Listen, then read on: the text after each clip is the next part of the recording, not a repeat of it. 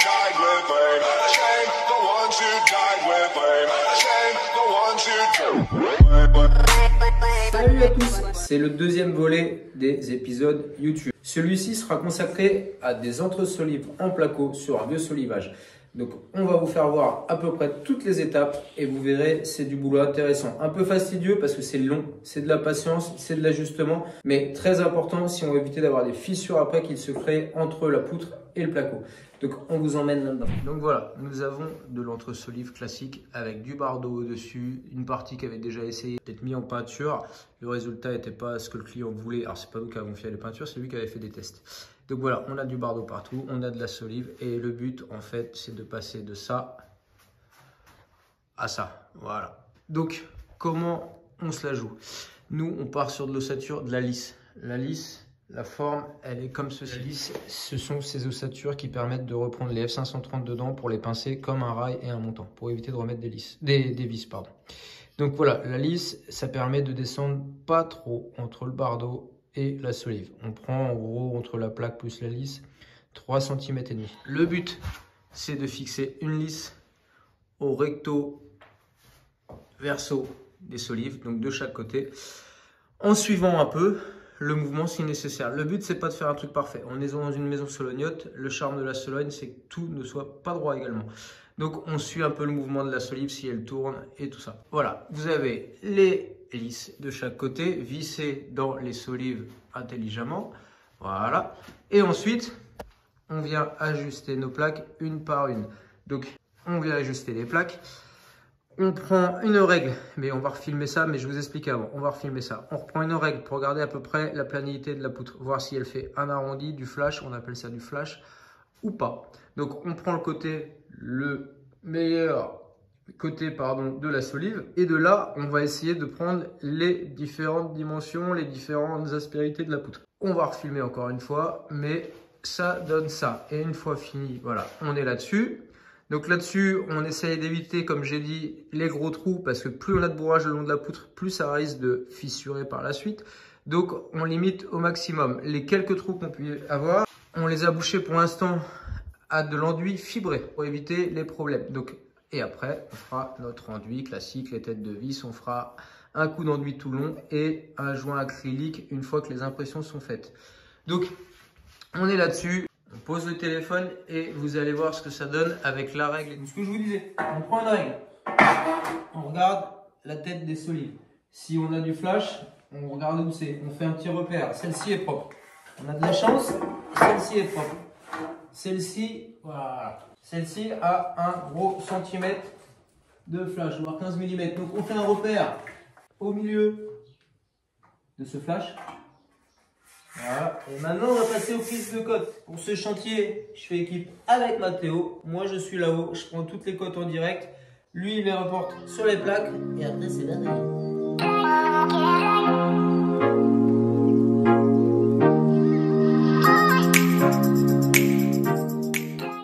d'ici, tu prends 231,5.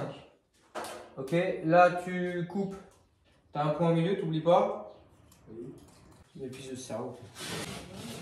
C'est bon? T'as pas dit les prochains dates? Ouais, c'est bon. Donc après, vous avez votre plaque qui est prête.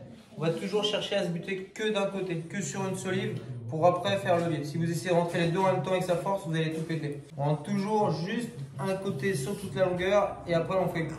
Voilà. Donc je rentre. Force pas comme un fou. Donc ce qui est important, c'est de jamais forcer, sinon vous faites des gros trous dans le placo. On a de la chance, ça rentre.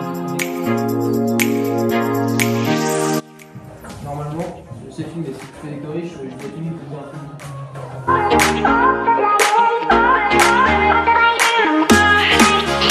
La balayette,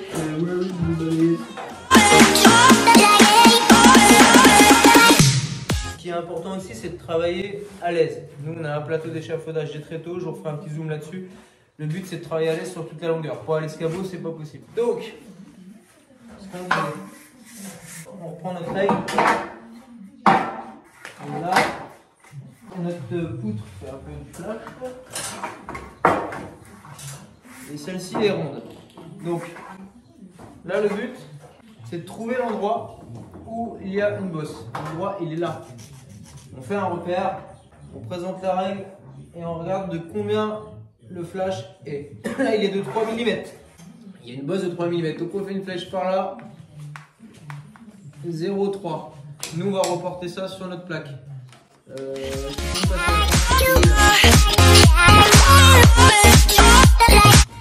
Important, on essaie toujours d'avoir des plaques à la longueur. Nous ici on a des 2,50, des 2,60 et des 2,80 pour éviter d'avoir une bande ici. Ces bandes là, ils sont chiantes à faire, ils risquent de fissurer par la suite si le bois travaille un peu. Donc on évite, nous nos plaques vont d'un bout à l'autre pour éviter le problème. Donc tout à l'heure je vous ai dit on a une bosse ici. Je reprends ma cote de là, 86. Tu traces 86. On aura 3 mm à reporter.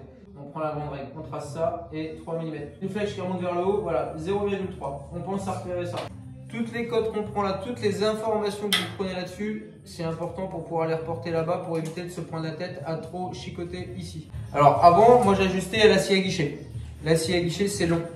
On marque les poutres et tout ça. Aujourd'hui, je travaille moderne. C'est que je prends une fenne, un multicutter, peu importe la marque, peu importe le nom, un outil vibrant, multifonction. Et je viens ajuster avec ça le long des poutres mon placo. Je le coupe, c'est une lame, peu importe, c'est une lame usée à ferraille ou à bois. Et je viens ajuster. Ça évite les marques sur la poutre avec l'acier à guichet qui ont tendance des fois à rayer, abîmer les poutres. On passe avec ça pour ajuster quand il y a des petites touches à faire.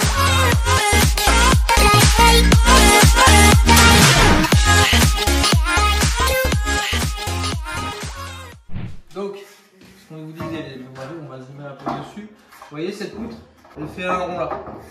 Donc le rond, moi je le sens, il est ici. Donc puisqu'il est là, on fait repère ici. On équilibre la règle. Il faut qu'on fasse 5 mm. Voilà, par ici. On a une bosse de 5 mm ici. Donc on va la reporter sur notre plaque avant de la rajouter. Dans l'autre sens, inversement. On a plus de 5 mm ici. L'axe est à peu près en face de l'autre. Et là, la flèche, ah bah, par là. Toutes ces cotes-là, ces dimensions-là, ces différences-là, on va les reporter sur notre plaque pour que quand on arrive, on ait le minimum à ajuster. Important, toujours une règle. On regarde les différences, on les note et tout. Et après, ça se passe bien. J'aurai une première cote là, ici. 29. À l'autre bout. 28,1. Attention, rate pas de foutre tout ton poids là-dessus, tu vas tout péter.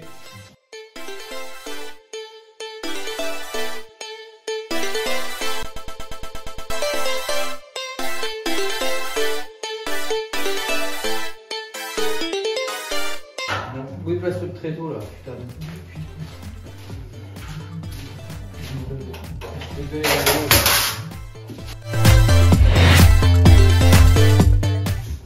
Et mec, s'il faut qu'on fasse un bêtisier, ça sera un bêtisier la vidéo.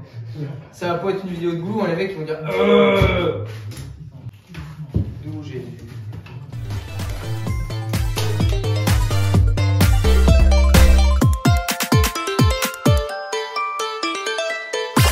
Impossible de faire une vidéo. C'est pas possible, c'est pire. C'est impossible de filmer avec toi. Passer pour des consanguins. Vous n'avez rien. Ah là là là, Jésus. Ah, c'est de la mienne. Mais t'es stressé de quoi, pauvre con? On voit même pas ta gueule, t'es même pas sur la vidéo. Ton petit héros, la vidéo elle filme par là. Tu viens me casser mes couilles. Putain. Putain, mais la vie de ma mère, c'est un sketch. Elle est où la caméra cachée? Parce que là, c'est pas la mienne, il y en a une autre quelque part.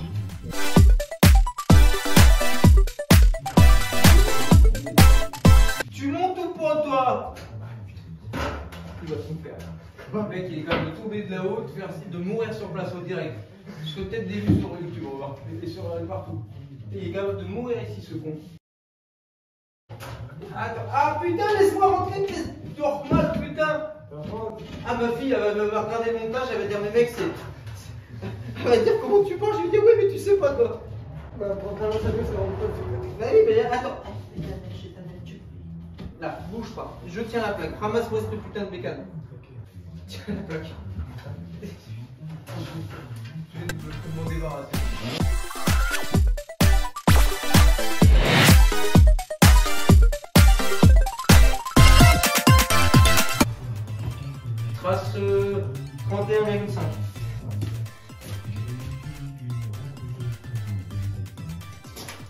Ok, ici. C'est combien la cote? 230. T'es sûr de toi? Bah, C'est 231,5 il me semble. Bah ouais, ça m'a dit 230.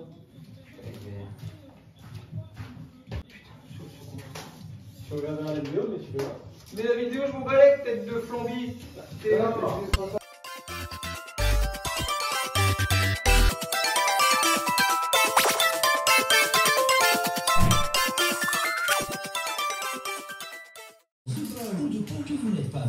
Donc vous voyez les amis, on en revient à ce que je disais. Moi avec ma ring, j'ai fait mes repères, j'ai regardé où est-ce qu'on avait des bosses, etc. Donc ici, elle est droite et elle part à partir d'une certaine endroit. Je vais mesurer à combien se passe le gaz. À 186. Je vais reporter les cotes à Mathéo. Cette poutre-là est pas mal. Ça va être d'un point de base qui est droit. Vous repérez avec votre plaque comme si elle était au plafond. Le plus dur avec le plafond, c'est de se repérer avec la plaque qui est en bas. C'est toujours un peu compliqué au début, c'est repérage. Moi, je vais redonner les codes de longueur et tout ça. On va remonter ça. Je vous ferai voir ce que ça donne de dessin sur la plaque. Et après, paf. Et on a juste 2-3 petites retouches à faire pour pouvoir la rentrer comme il faut, ajuster. Et ça, je vous dis, au lieu de prendre l'acier à licher, on fait ça avec le petit multicuteur. L'idéal, ça serait la batterie. Pour l'instant, je suis encore en filaire. L'idéal serait à batterie pour éviter les fils dans les pattes. Mais bon, pour l'instant, c'est comme ça. Voilà. Donc, toi, tu es très matériaux. En dimension, ici, tu as 32.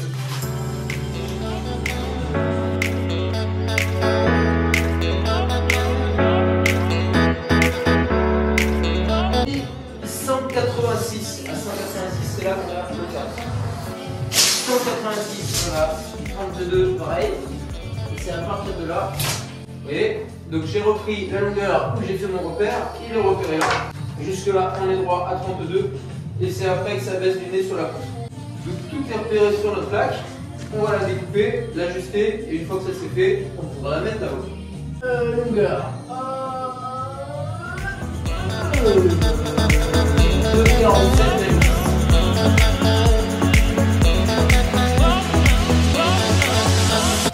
Alors les amis, donc comme je disais, on a le code là, tac tac tac, et après notre casse. Le plus dur, voilà, c'est de se repérer, de se dire que ça va là-bas. Donc ça, c'est notre bord sur la poutre la plus droite. Ça, c'est l'autre rive où ça casse. Donc on a notre dimension de reporter. Tu es bon Mathéo? Tu te mets à ton frère? C'est bon?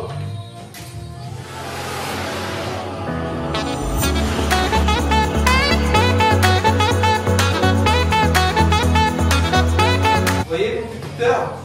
Là on est décalé de plus de 3 cm. C'est le casse qu'on a là en fait. Toujours faire notre repère là et après on règle. Et vous voyez ça fait quand même un sacré casse. Donc ça c'est mieux, ça tu peux l'arranger. Moi ce que je vous conseille pour ça c'est d'être à deux. Quand j'étais seul, je faisais ça avec des plaques de 2 mètres. Du coup on avait une bande, chose qui n'est pas terrible, je vous dis en entre-suivi c'est moyen. Là on est avec Mathéo, alors moi c'est mon apprenti, il est là pour apprendre le métier. Vous si vous avez besoin juste de quelqu'un pour vous aider à la tenir, c'est mieux. Même si quelqu'un n'est pas forcément très bricoleur, vous pouvez avoir au moins juste des bras. Les bras ça aide. Par contre quand on est à deux, attention avec les cutters, vous pouvez faire une charcuterie. Ça c'est bon, ça c'est bon, on va couper là. On va mettre un petit coup de rabot sur le bord qui est là d'ailleurs.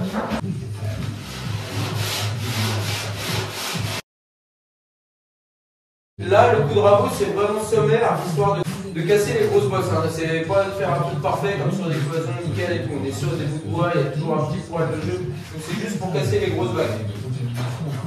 Tac, tac, tac. On prépare bien tout à hauteur pour pas être bloqué là-haut. L'habitude, elle est là. Le rabot, c'est là où le crochet ceinture qui porte toute son importance. Alors, en longueur, tu passes par encore. Ok, toujours pas. Tu vas à la place là. Donc on y va intelligemment, puis on coupe, on gaz de plaque au cours de l'eau. Voilà. Voilà, on a notre premier S6. Et vous voyez, nos repères sont pas mauvais. Et là, on va juste faire une petite retouche où ça vient forcer. Dès qu'on commence à être moins endroit, qu'on sent que ça force pas, que ça va pas éclater la plaque. de chaque côté, gentiment. Voilà. Ici, elle se tient. Toi, Mathéo, tu tiens le bout. Vous voyez pourquoi je vous dis que c'est mieux d'être à deux et la plaque ne bouge pas. Moi, maintenant, je vais ajuster gentiment. Voilà. Là, notre plaque, elle est en place.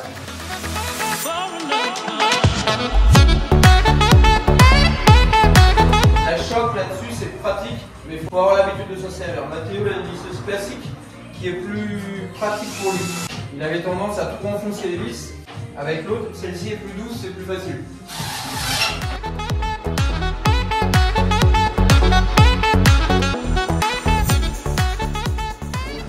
Donc une fois que ça s'est fait, on vient couper le papier qui a roulé un peu, où on a retouché. Voilà. Hop. Et il n'y a pas grand chose. C'est pour ça que les prises de code sont très importantes. Là, notre plaque, elle est parfaite, sans y passer 2 heures sans trop pénétrer. Parce que les prises de code sont importantes. Et une fois que ça s'est fait, un petit coup de balayette pour déjà dégrossir la poussière. Une astuce importante.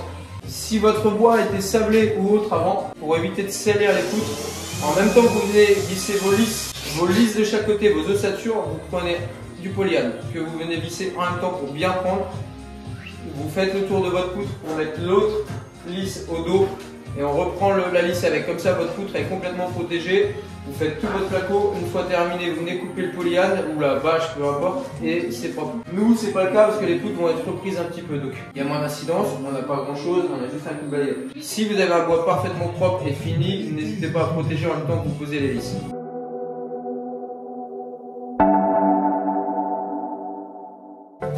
N'hésitez pas à vous mettre à l'aise, comme je vous l'ai dit hier, un plateau, des tréteaux costauds, et comme ça vous faites la longueur en une seule fois.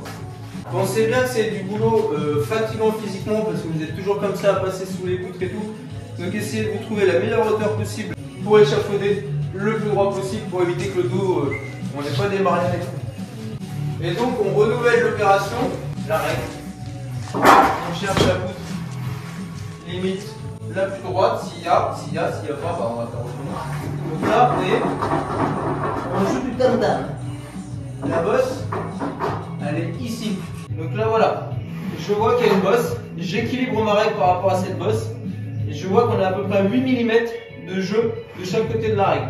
Donc ici, j'ai l'endroit de ma bosse, qui est là, et je vais faire une flèche, comme quoi il y a une bosse de 0,8. L'autre côté, c'est le contraire. La poutre, elle creuse. On cherche le milieu du rond, qui est par ici. Hop. Et on a un creux d'à peu près 6 mm.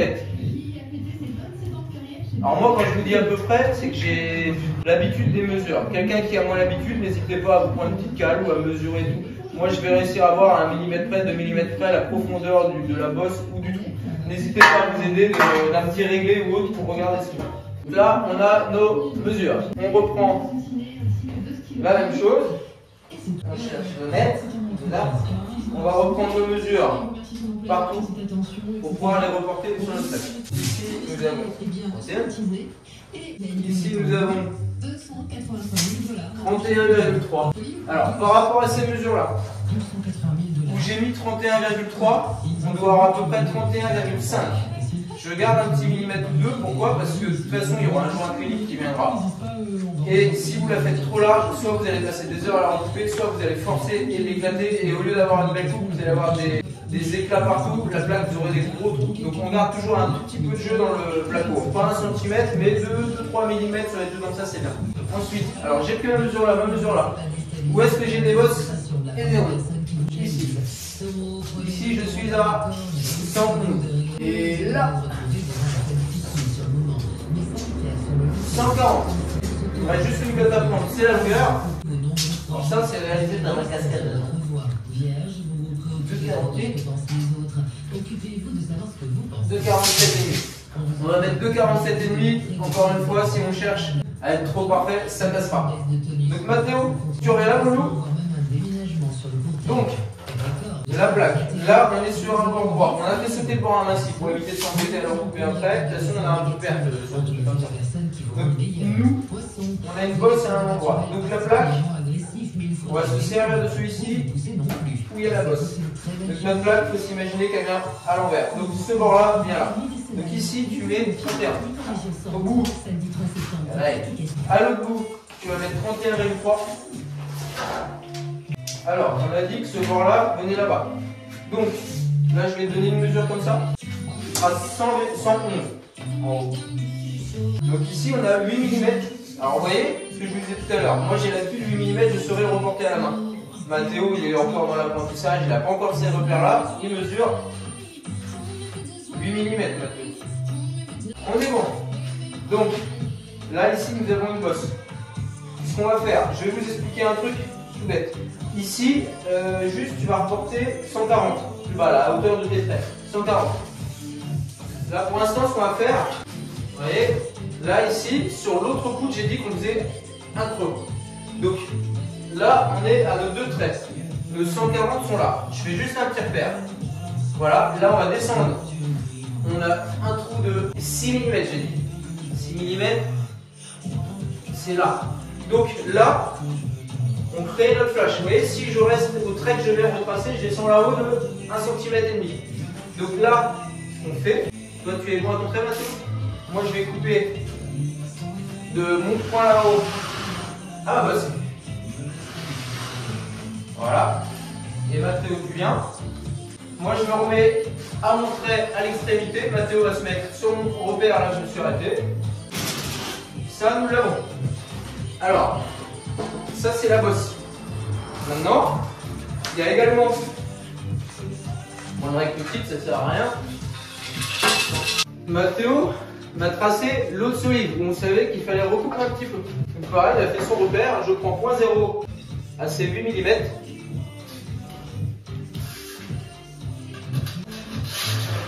Voilà. 0.0 au 8 mm.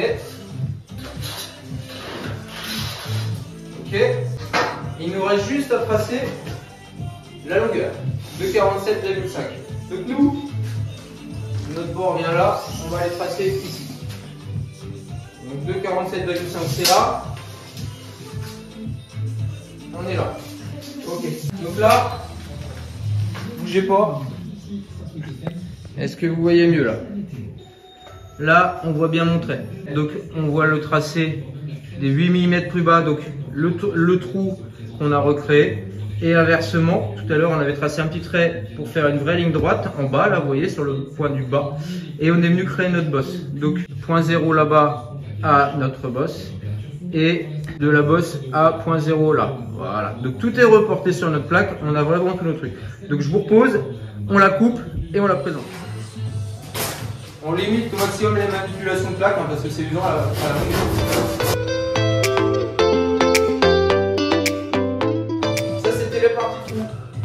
Donc, encore une fois, on met un petit coup de rabot, mais vraiment, c'est juste histoire de casser s'il y a 2-3 casses. C'est pas de chercher la perfection. Maintenant, on va casser ça. Hop. Vous voyez, le plus dur, c'est de se repérer dans l'espace. Nous, notre plaque, elle vient quand même ceci.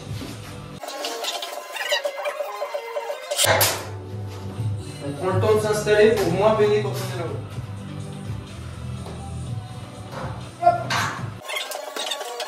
Toujours, comme je vous ai expliqué hier, on rentre un côté en premier. Voilà. Voilà. Alors, qu'est-ce qu'on a ajusté? On a une petite bosse.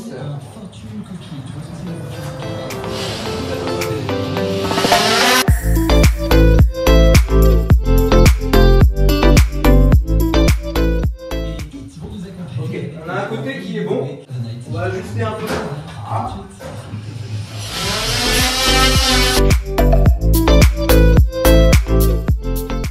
Encore un petit ajustement là. Là, vous voyez, on est vraiment très serré. Si on est trop serré, ça va péter. Vous voyez, on se rapproche vraiment au plus près. Du coup, on rentre comme ça. Et allez hop, celle-ci c'est beau. On visse.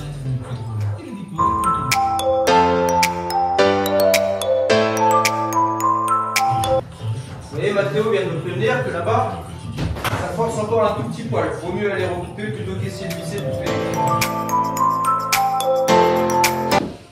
Voilà. Et si si on a le malheur de forcer un peu, on fait un petit éclat. On en a un là, et là, donc, du coup, on va utiliser notre enduit fibré élastique pour ces trous-là le long de la poutre.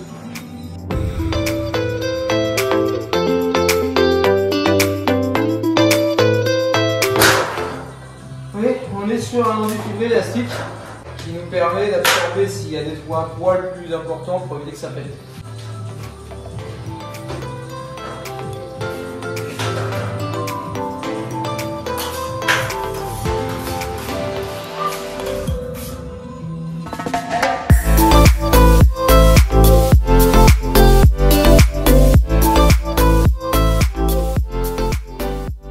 Donc on récapitule, une lisse de chaque côté des solives, ici et ici, même musique, vous voyez, recto verso. Donc nous, nos poutres vont être retravaillées. Donc si vous voulez garder vos poutres nickel et qu'elles ont été sablées ou autres, n'hésitez pas à visser un polyane en même temps que votre lisse. Comme ça, vous prenez l'ensemble et vous aurez un truc aux petits oignons quand vous débâcherez. Tac, tac, recto verso. Après, on vient se visser donc sur ces lisses, avec une répartition de vis tous les à peu près 25-30 cm. Et on ajuste au plus près et puis ça roule. Donc voilà.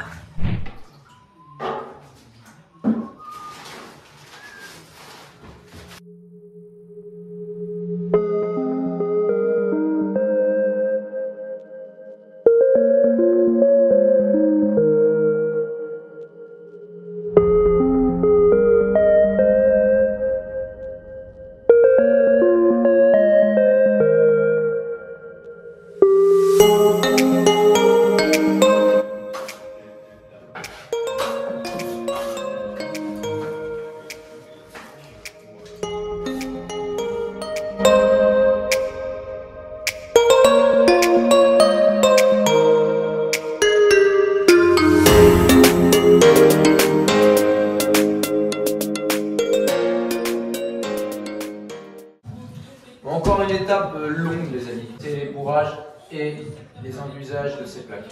En fait, il faut vraiment y aller à tâtons pour éviter de tout salir. C'est beaucoup de temps à passer, mais important pour un résultat au top. Donc, on prend soit un enduit de rebouchage, soit du MAP, et on vient boucher intelligemment. On fait bien levier avec son couteau pour vraiment bien rentrer en profondeur. On ne fait pas juste un surfaçage, hein. On rentre bien en profondeur pour que ce soit costaud. À savoir qu'après, encore une fois, il y aura un joint acrylique. C'est important de faire ça.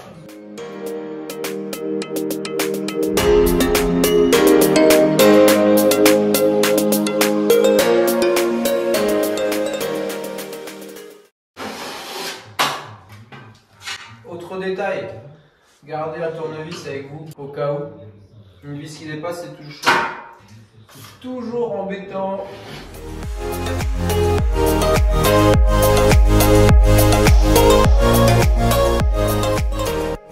Donc on est en plein dans l'étape des rebouchages, enduisage des entressolives. Donc ça donne ça, vous voyez, ça blanchit déjà bien, ça éclaircit énormément la pièce. Donc là le but est de boucher intelligemment sans aller salir de trop les solives. Le but, nous, c'était voilà, de pas trop protéger non plus pour pas passer trop de temps. Il y a déjà beaucoup de boulot là-dessus. Donc voilà, on fait un bourrage intelligemment. Je vous l'ai filmé la façon de faire. Donc on fait ça. Là, on a donc les 3/4 de fait. Il nous reste cette zone-là à boucher. Donc vous voyez, comme on a ajusté pas trop mal, il n'y a pas gros de bourrage. Ça n'empêche que c'est encore une étape très longue, voilà, pour ne pas salir. Donc là, bourrage. Ensuite, on va passer sur un enduit de finition un peu plus fin pour avoir un truc au plus propre, que quand les entressolives vont être passés en peinture, le rendu soit le plus joli possible. Bon, nous sommes au jour 4, les amis. Jour 4. Qu'est-ce qu'on a fait? Donc nos entressolives viennent mourir à certains endroits sur les doublages en placo. Donc puisqu'on est placo contre placo, et ben à ces endroits-là, on vient faire une bande d'angle pour éviter la fissure. Donc ici, elle est faite. Ici, c'est fait également. C'est fait également. Et partout, voilà. Donc on a ça tout le tour, partout où on vient mourir sur le placo. Donc moi, je me suis occupé de ça. Mathéo est en train de nettoyer les poutres. Alors comme je vous ai dit, nous, on a l'habitude de servir des enduits de ça, donc on va peu salir. Donc du coup, c'est pour ça que j'ai fait le choix de ne pas protéger ici. Maintenant, Mathéo, fais voir ton outil, Mathéo. Voilà, on se sert d'un outil dans ce genre-là qui permet de couper ça. Tiens, je le redonne. Un papier de verre assez fin pour venir poncer vraiment juste dans l'angle. Ça ou une demi-truelle qui est plus facile à trouver. Donc nous, on va juste venir gratter légèrement. Vous voyez, j'ai 5 mm d'enduit sur la poutre. On vient gratter ça avec un outil bien coupant, mais en même temps qui ne va pas creuser ce qu'on a fait. Un petit coup de papier de verre fin. Et comme ça, le boulot, il est propre. Voilà, on a un truc bien. Pour ceux qui sont moins habitués à travailler avec l'enduit et tout ça, je conseille vraiment soit de mettre des scotch sur les poutres, mais qui tiennent pas toujours, soit de protéger, comme je vous ai dit, en vissant la lisse. Vous mettez un bout de polyane qui fait le tour, qui reprend derrière. Sinon, c'est beaucoup de travail à reprendre. Donc nous, on en est là. Je vais mettre avec Mathéo à nettoyer les solives. Tout à l'heure, je remets un tout petit coup d'enduit donc sur les bandes que j'ai collées. Et le chantier, on pourra le débarrasser. On fera un final.